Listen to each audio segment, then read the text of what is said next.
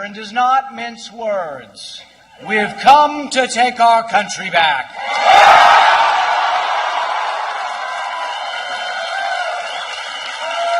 We've come to take our country back from the special interests that use Washington as their personal piggy bank. The special interests that are more concerned with their personal welfare than the general welfare. The Washington machine that gobbles up our freedoms and invades every nook and cranny of our lives must be stopped. All right, that's a message that many would agree with, and I presume our next guest, Gary Johnson, former governor of the state of New Mexico and former Libertarian candidate for president of the United States. Good to see you again, Governor. Great to see you, Steve. All right, so what do you think of Rand Paul? You're a Libertarian, he's a Libertarian, his father's a Libertarian.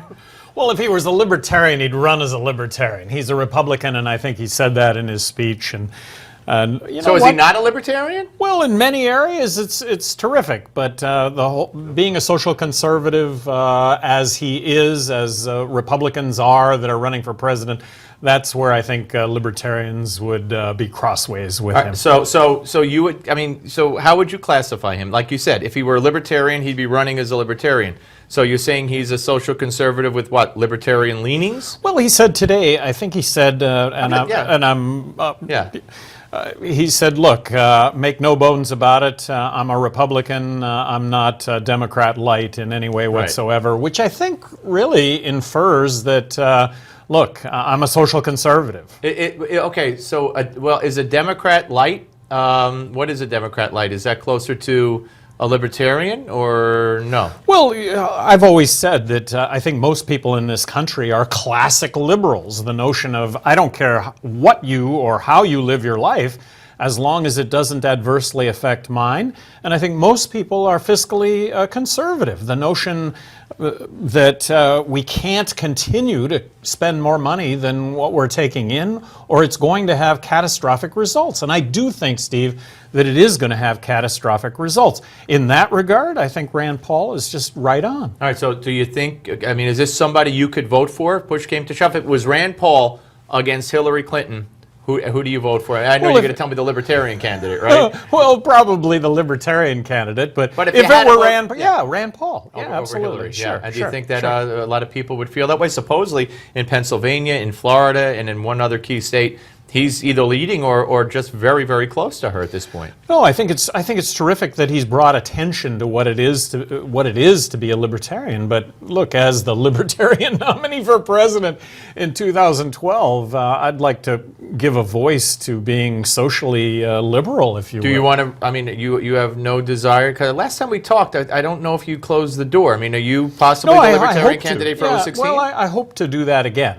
In 2016? Yes. Okay. Yes. And so when do you have to announce like everybody else? Yes, you would have to announce, and when you announce, life changes, right, not for the better. Yeah, well, are you going to? Are you close to announcing? Well, no. I mean, I'm going to stand back, look at the whole situation, and there's no rush here. But I would not be doing this. I wouldn't be sitting here right now if anybody were giving a voice to what it is I'm saying. And Steve, I happen to think that most people in this country are classic liberals. The notion of being you're fiscally not conservative and socially liberal. To me, classic liberal doesn't mean what it means, how you're saying it. But that aside, classic liberal. Well, classic liberal, Wikipedia. Okay, but classic liberal is also not classic libertarian.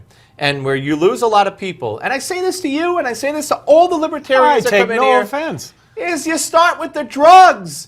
Let's legalize drugs. Let's end the war on drugs. And people don't want to hear that garbage when they have kids and when they're in business and when they've been a victim of crime. So let's talk about that for a second. You have the majority of Americans right now supporting legalizing marijuana, and right now you have the minority saying to the majority, you belong in jail for your activity. That is tyranny.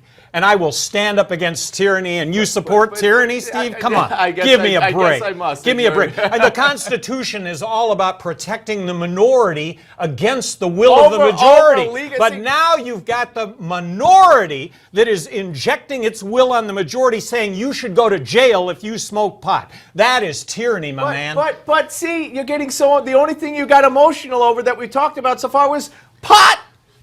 That's It's the problem the with libertarians. Constitution. No, it isn't. It's about freedom. This country has always been about liberty. This country has always been about a bastion of liberty. It's not about bombing other countries. It's not about military intervention. It's not about getting in your Killing ISIS? life It's not about and killing telling ISIS? you how to live your Killing life. ISIS? Should we be killing ISIS?